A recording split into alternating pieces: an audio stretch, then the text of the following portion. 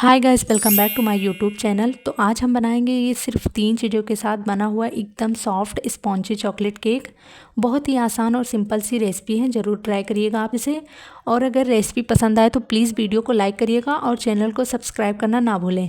तो इसे बनाने के लिए सबसे पहले मैंने यहाँ पे 4 पैकेट मैंने अपने फेवरेट चॉकलेट बिस्किट यानी कि ओरियो बिस्किट लिए हैं। आप इसके जगह अपने मनपसंद कोई भी बिस्किट ले सकते हो, बस वो क्रीम वाला लीजिएगा। तो सबसे पहले हमें करना क्या है कि ये जो बिस्किट के अंदर की क्रीम है ना, इसे हमें बिस्किट से अलग कर लेना है। और इसके बाद ये जो बिस्किट हमने अलग किए हैं ना, इसे हम डाल लेंगे ग्राइंडर जार में और मिक्सी ग्राइंड करके हमें इसका फाइन पाउडर बना लेना है। तो बस बिस्किट का पाउडर तैयार हो गया है। अब इसे हम एक बाउल में निकाल लेंगे और इस पाउडर में ना अब हम डालेंगे थोड़ा सा दूध, जिसके लिए मैंने यहाँ पे 3/4 कप दूध लिया है। ये उबला हुआ दूध है जो रूम टेम्परेचर के ऊपर है। तो थोड़ा थोड़ा करके इस दूध को हम ऐड कर लेंगे और किसी विस्क या फिर चम्मच से मिक्स कर लेंगे। बस एक ही डायरेक्शन में मिक्स करेंगे। तो इसे मिक्स करने के बाद हमारे ये बैटर तैयार हो गया है। और इस बैटर की कंसिस्टेंसी भी हमें नॉर्मल केक बैटर की तरह फ्लोई ही रखनी है। अच्छा, अब इसके बाद थर्ड यानी कि लास्ट इंग्रेडिएंट ऐड करेंगे, बट उससे पहले हम बाकी की सारी तैयारी पूरी करके रखेंगे। थर्ड इंग्रेडिएंट डालने के बाद ना हमें अपने बैटर को ज़्यादा देर के लिए रखना नहीं है। तो इसके लिए सबसे पहले मोल्ड को तैयार रखेंगे।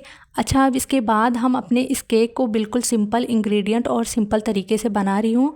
तो मैं इसके लिए ओवन या फिर कोई कुकर यूज़ नहीं कर रही हूँ, बल्कि हमें यूज़ करना है एक नॉर्मल सी कढ़ाई को हम जैसे अपने ओवन या कुकर को प्री हीट करते हैं, वैसे ही हमें इसे मीडियम फ्लेम के ऊपर 10 मिनट तक अच्छे से गर्म होने देना है। और इतने देर में ये जो बैटर हमने बना के रखा था, इसमें अब हम डाल देंगे अपना थर्ड यानी कि लास्ट इंग्रेडिएंट, जो कि है एक छोटा चम्मच बेकिंग पाउडर।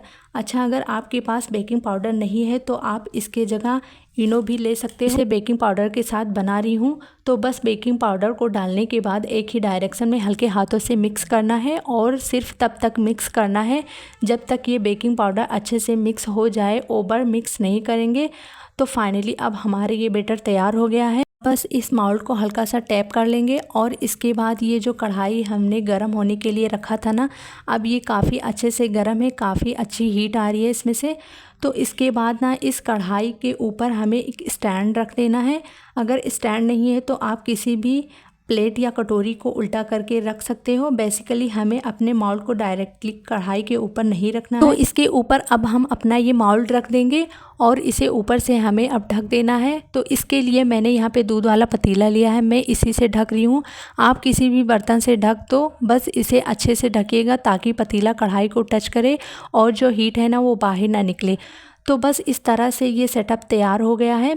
अब इसके बाद इसे हम बिल्कुल लो फ्लेम के ऊपर पकने देंगे तकरीबन 25 से 30 मिनट तक। ये जो केक है ना, ये अच्छे से पक जाएंगे और टाइमिंग्स थोड़ी सी आगे पीछे हो सकती है क्योंकि कढ़ाई की थिकनेस और फ्लेम के ऊपर डिपेंड करेगा। तो 20 से 25 मिनट के बाद आप इसे एक बार चेक कर लीजिएगा। और इस केक को ये नहीं कि आप कढ़ाई पर ही बनाएंगे, आप चाहो तो ओवन या फिर कुकर में भी बना सकते हो। तो इस केक को रखें मुझे पूरे 25 मिनट हुए हैं। देख रहे हो कि केक कितने अच्छे से फूल गया है। सेंटीमीटर पर क्विक सेट करके आप चेक कर सकते हो। ये टूथपिक भी बिल्कुल क्लियर आ रही है। अब इस माउल्ड को हम साइड में रख देंगे और केक को पूरा अच्छे से ढक जाने देंगे। जब तक केक ठंडा हो रहा है तब तक हम इसके लिए आइसिंग यानी कि क्रीम को तैयार कर लेंगे। तो इसके लिए अब ये जो क्रीम हमने बिस्किट से अलग की थी, इसे हम किसी चम्मच के साथ बीट कर लेंगे। अगर आपको लगे कि बहुत ज़्यादा ड्राई हो रही है तो हल्का सा इसमें दूध ऐड कर लेंगे, 1 से 2 छोटे चम्मच जितना। और फिर इसे व्हिप करिएगा, 1 से 1.5 मिनट तक व्हिप कर लेंगे। हल्की सी लूज़ नॉर्मल क्रीम कंसिस्टेंसी में आ जाएगी। तो बस फाइनली ये हमारा क्रीम तैयार हो गया है। क्रीम की तरह स्टेप पिक्स आ रही है इसमें से। इसके बाद अब हमारा ये केक भी बिल्कुल अच्छे से ठंडा हो गया है। तो इसे डीमोल्ड कर लेंगे। डीमोल्ड करने के लिए चाकू से साइड को अलग करके निकाल लेंगे। केक बहुत ही आसानी से बाहर आ जाएगा। आप देख रहे हो कि केक कितना ज़्यादा सॉफ्ट और स्पॉन्जी बना है। तो बिल्कुल सिंपल सी 3 इंग्रेडिएंट्स के साथ बनाया है हमने। अच्छा, अब इसके बाद इस केक की आइसिंग करनी है। तो करेंगे क्या कि पहले ही ऊपर की जो अनइवन पार्ट्स है इसे निकाल देंगे। इसको फेंकेंगे नहीं क्योंकि गार्निशिंग भी मैं इसी पार्ट से करूँगी।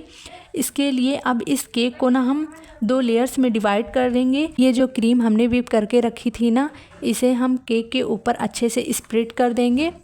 तो बस फाइनली ये केक तैयार हो गया है। अच्छा, अब इसके बाद ना आप चाहो तो इसके ऊपर थोड़ा सा चॉकलेट सिरप भी डाल सकते हो फाइनली गार्निशिंग के लिए। जो टॉप पार्ट हमने रिमूव किया था ना केक का, इसको हम पहले ही हाथों से क्रम्बल कर ली हूँ और मैं अपने तरीके से गार्निशिंग कर रही हूँ। आप जैसे चाहो वैसे कर सकते हो। मुझे केक का कुछ भी वेस्ट नहीं करना था तो इसलिए मैं यूज़ कर रही हूँ। और फाइनली हमारा ये केक रेडी हो गया है। बहुत ही टेस्टी और डिलीशियस बना है। आप लोग इसे एक बार ज़रूर ट्राई करिएगा। तो बस मिलते हैं नेक्स्ट ब्लॉग में। अल्लाह हाफिज़।